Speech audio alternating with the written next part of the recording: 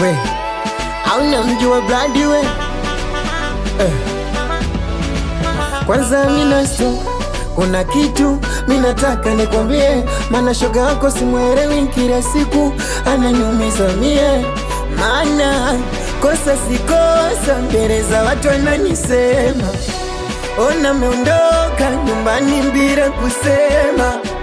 Mwili umechoka hadi pumzi nashindwa hema, labda wewe shoga yake atakuelewa ukisema. Kama pesa, jina, sawa vyote mie sina, lakini aliapa mbele za watu kuwa hatonitema. Ila nakuomba amina, hisia zangu za mtima usifikishe kwake na kutuma. Nenda kamwambie jinsi ninavyompenda mie, na kama mapenzi